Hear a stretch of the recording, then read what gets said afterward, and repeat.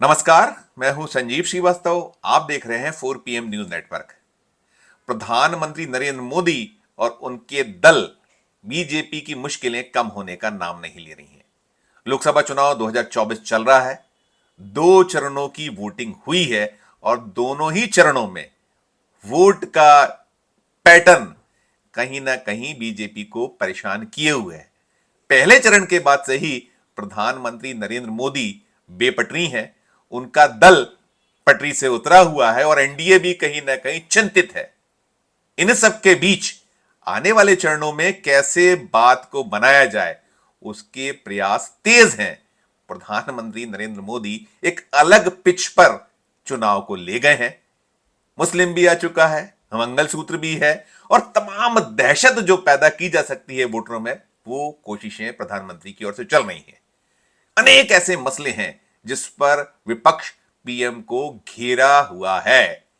तीखे हमले हो रहे हैं, सवाल हो रहे हैं, 10 साल का हिसाब किताब मांगा जा रहा है, पूछा जा रहा है कहां है हर साल 2 करोड़ रोजगार, महंगाई क्यों चरम पर है, वादा था कम क्यों नहीं हो पाई है, किसान नाराज है, युवा परेशान है, गृहिणी सवाल कर रही हैं। हर ओर से सवाल ही सवाल उठ रहे हैं और यह भी पूछा जा रहा है कि ना खाऊंगा ना खाने दूंगा की बात करने वाले प्रधानमंत्री जी इलेक्ट्रल बॉन्ड को लेकर जो पूरा का पूरा ब्यौरा सामने आया है सुप्रीम कोर्ट के वर्डिक्ट के बाद, उसका हिसाब दें। कैसे चंदा लिया गया है, धंधे के बदले चंदा, डराकर चंदा, बहुत सारे आरोप हैं और इन सबका जवाब नहीं आ पा रहा। और ऐसे ही सब परेशानियों के बीच देश के जाने माने वकील, सुप्रीम कोर्ट के बेहद ख्यातनाम लॉयर और सामाजिक कार्यकर्ता प्रशांत भूषण ने प्रधानमंत्री पर नया हमला बोला है। प्रधानमंत्री को उन्होंने कटघरे में खड़ा करते हुए साफ कह दिया है कि उनके बैंकर अडानी हैं। स्मरण कीजिए कि कोई ऐसा अवसर नहीं जा रहा है जब विपक्ष में बेहद मुखर राहुल गांधी बार बार ये कह रहे हैं कि देश के गिने चुने लोगों के लिए, चंद पूंजीपतियों के लिए, 20-25 पूंजीपतियों के ऊपर देश के लोगों की गाड़ी कमाई लुटा दी गई। 17 लाख करोड़ रुपए माफ किए गए हैं। उनको पैसेज दिया गया है कि वो अपने व्यापार को बढ़ा सके, उनको जो जितना भी फेवर हो सकता है वो सब कुछ इस सरकार द्वारा किया जा रहा है। और ऐसे ही सब के बीच अभी 190 सीटों पर वोट डले हैं। 543 सीटों के लिए वोट पड़ने हैं। 272 का आंकड़ा है, करिश्माई आंकड़ा है और 400 पार, 370 अपनी दम पर या उसके पार का नारा देने वाले प्रधानमंत्री पस्त हैं। इसी सब के बीच भोपाल में शनिवार को प्रशांत भूषण ने अडानी को लेकर क्या कुछ कहा है, सुनाते हैं आपको, सुनिए। सनसनीखेज आरोप प्रशांत भूषण लगा रहे हैं, पहले वो सुनिए, फिर हम करेंगे आगे की बात। ये देखिए, पहली बात तो अंबानी का तो नाम आ गया है क्योंकि एक कंपनी है क्विक सप्लाई चेन जिसने 140 करोड़ के, 140 नहीं, ज़्यादा 500 करोड़, हाँ 500 करोड़ के बॉन्ड दिए हैं। वो तो रिलायंस की ही कंपनी है। अडानी का नाम अभी तक उजागर नहीं हुआ है, लेकिन ये जो कंपनियां हैं, जो शेल कंपनी हैं जिन्होंने लॉसेस में थी, उनको अल्टीमेटली अडानी फंड कर रहा था, कैश में नहीं कर रहा था, या ये अडानी की कंपनियां हैं, शेल कंपनियां हैं, ये अभी तक बाहर नहीं आया है। लेकिन देखिए, कोई ज़रूरी नहीं है कि अडानी इलेक्टोरल बॉन्ड के ज़रिए पैसा दे। अडानी तो बैंकर है मोदी का, तो अडानी तो किसी भी तरह से पैसे दे सकता है। अडानी को तो इतना फ़ायदे कराए गए हैं, लाखों करोड़ के फ़ायदे सिर्फ और सिर्फ मोदी जी ने करवाए हैं अडानी को। इसलिए अडानी तो किसी भी तरह से, वो तो जो ये जो फॉरेन उसका इन्वेस्टिगेशन करते हैं ना, नहीं दूसरी एक ये जो DR इंटेलिजेंस, उन्होंने तो बाकायदा सेबी को चिट्ठी लिखकर बताया था कि अडानी ने 8,000 करोड़ रुपया हिंदुस्तान से बाहर साइफन आउट किया है ओवर इन्वॉइसिंग के ज़रिए। अब वो पैसा वो किसी भी तरह से ला सकते हैं, हवाला के थ्रू ला सकते हैं, किसी भी तरह से ला सकते हैं। तो उनको इलेक्टोरल बॉन्ड के ज़रिए ज़रूरी नहीं है, अगर वो बीजेपी को पैसा देना चाहें तो किसी भी तरह से दे सकते हैं। सुना आपने प्रशांत भूषण जी को। प्रशांत भूषण जी के साथ एक्टिविस्ट अंजलि भारद्वाज भी हैं। उनका जो संगठन है, उस संगठन के बैनर तले आज भोपाल में उन्होंने प्रेस कॉन्फ्रेंस की और उनसे पूछा गया कि ये मामला, ये मसला तो प्रशांत भूषण जी या अंजलि भारद्वाज जी दिल्ली में भी उठा सकते थे। प्रशांत भूषण जी ने इस सवाल पर, पत्रकारों ने जो सवाल किया उस पर क्या कुछ आगे कहा, वो भी सुनिए आप, फिर हम करते हैं और आगे की बात। हम तो चाहते हैं कि पूरे देश में इसकी खबर जाए, क्योंकि ये इतना बड़ा घोटाला है। तो हम लोग तो जगह जगह जाकर इस तरह की प्रेस कॉन्फ्रेंस कर रहे हैं, पूरे देश में घूम घूम कर इसकी प्रेस कॉन्फ्रेंस कर रहे हैं, क्योंकि ये इन्फॉर्मेशन देश के कोने कोने में फैलनी चाहिए। ये इतनी संगीन इन्फॉर्मेशन है जो कि इस इलेक्टोरल बॉन्ड के ज़रिए बाहर आई है, जो हम लोगों ने सारा एनालिसिस, क्योंकि ये एनालिसिस बहुत सारे अच्छे इन्वेस्टिगेटिव रिपोर्ट है। देखिए, मेन स्ट्रीम मीडिया, जिसको गोदी मीडिया आजकल कहा जाता है, वो तो इस पर खामोश है, लेकिन एक ऑल्टरनेट मीडिया है जिसमें बहुत अच्छे अच्छे जर्नलिस्ट हैं जिन्होंने छानबीन करके, खोज करके ये सब निकाला है। इस कंपनी ने इलेक्टोरल बॉन्ड दिया, इसको ये कॉन्ट्रैक्ट मिला। इस कंपनी ने इलेक्टोरल बॉन्ड दिया, इसके फेवर में ये पॉलिसी बदली गई। इस कंपनी ने इलेक्टोरल बॉन्ड दिया, इसकी दवाई सबस्टैंडर्ड पाई गई थी। इस कंपनी ने इलेक्टोरल बॉन्ड दिया, ये तो 3 साल भी नहीं हुए थे इसको इनकॉर्पोरेट हुए। तो ये सब चीज़ें छानबीन करके बहुत सारे जर्नलिस्ट ने मिलकर निकाली है और हम लोगों ने इस पिटिशन में उसका कंपाइलेशन डाला है। तो ये इन्फॉर्मेशन पूरे देश में फैलनी चाहिए, लोगों को पता लगना चाहिए कि हुआ क्या है इस देश में।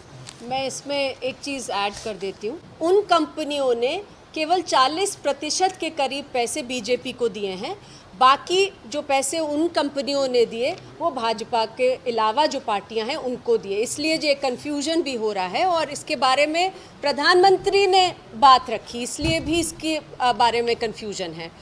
सीधी सी बात है, ईडी, सीबीआई और आईटी के ऊपर नियंत्रण केवल सेंट्रल गवर्नमेंट और ruling party at the centre का हो सकता है। तो सवाल जो पैसे कंपनियां दे रही हैं, जिनके ऊपर ये रेड चल रहे हैं, जो भाजपा को दे रही हैं, ये सवाल सीधा उठता है कि क्यों दे रही हैं ये कंपनियां भाजपा को पैसे। बाकी पार्टीज़ को पैसे दे रही हैं, उसमें क्विड प्रो को हो सकता है कोई कॉन्ट्रैक्ट लेना चाहते हो, उसके अंदर जांच ज़रूर होनी चाहिए। और याचिका में केवल ये नहीं है कि भारतीय जनता पार्टी को ही पैसे दिए गए, उसी की मांग है जांच की मांग है ऐसी तमाम केसेस में जहां पर पैसे किसी भी पॉलिटिकल पार्टी को दिए गए हों, चाहे वो टीएमसी हो, चाहे कांग्रेस हो, चाहे डीएमके हो, चाहे भारतीय जनता पार्टी हो, जहां पर भी लग रहा है कि करप्शन है, उसकी जांच मांगी गई है। तो प्रशांत भूषण बता रहे हैं कि वो क्यों यह बात भोपाल में कर रहे हैं। मध्य प्रदेश देश का दिल है और देश के दिल की राजधानी भोपाल है। वो कह रहे हैं कि हम इस मामले को पूरे देश में उठा रहे हैं, जगह जगह जा रहे हैं, प्रेस कॉन्फ्रेंस कर रहे हैं, बतला रहे हैं कि किस तरीके से इस सरकार ने देश को ठगा है। अकेले उन पर हमला नहीं है, मोदी पर या बीजेपी। उन्होंने कहा है कि और भी लोग हैं, और भी दल हैं, हमें किसी से कोई लेना देना नहीं है, कुछ इस तरह का भाव था। और साथ में जो उन्होंने बताया है कि जो कॉमन कॉज और centre for public interest litigation द्वारा सुप्रीम कोर्ट में एक याचिका दायर की गई है। याचिका में मांग की गई है कि सुप्रीम कोर्ट की देखरेख में एक एसआईटी गठित की जाए और उस पूरे मामले की जांच कराई जाए। मामला बेहद सनसनीखेज है, बेहद ऐसा मामला मसला है जो दुनिया में अपने आप में एक बड़ा गड़बड़ घोटाला है और इस गड़बड़ घोटाले के सारे तथ्य देश के सामने आने चाहिए कि किस तरह से जिस पूरे इलेक्टोरल बॉन्ड का जो मामला मसला था, सुप्रीम कोर्ट ने जब उसे असंवैधानिक करार दे दिया गया था, तो कैसे खेल किया गया है, किस तरीके से जो शेल कंपनियां हैं और जो अलग अलग पूंजीपति हैं, उनने अपने जो वेस्टेड इंटरेस्ट को पूरा करने के लिए सरकार से और भी जो कहीं अलग अलग राज्यों में सरकारें गठजोड़ करके कैसे कैसे खेल कर लिए हैं, उसी पूरे मामले मसले को प्रशांत भूषण और जो उनकी सहयोगी थी अंजलि भारद्वाज, उन्होंने बड़ी मुखरता के साथ में भोपाल में उठाया और एक बेहद सनसनीखेज खुलासे इस पूरे मामले में कर दिए हैं। प्रधानमंत्री तो बार बार यही कहते रहे हैं कि वो बिल्कुल पाक साफ हैं। उस इंटरव्यू का भी जिक्र हुआ है जो प्रधानमंत्री जी ने ANI को दिया था, उसकी भी कहीं ना कहीं बात हुई है। सवालों के जवाब में कहा गया है कि वो सफाई जो दी गई है वो भी देश को गुमराह किया गया है, झूठ कहा गया है और कहीं ना कहीं प्रधानमंत्री पूरे मामले में जवाब नहीं दे रहे हैं। जो सवाल उठाए जा रहे हैं, चाहे विपक्ष हो, एक्टिविस्ट हो और भी जो इस पूरे मामले के जानकार हैं, बहुत सारे प्रश्न उन्होंने खड़े किए हैं, उन सवालों का जवाब नहीं आ पा रहा है। लोकसभा चुनाव के इस दौर में जब अभी 5 चरणों के चुनाव बचे हैं, अगला चरण 7 मई को है और उसके बाद लगातार बचे हुए कुल 5 चरण है वो होने हैं। 1 जून तक ये चुनाव चलना है और इसके बाद मतगणना होगी और देश के सामने नतीजे आएंगे।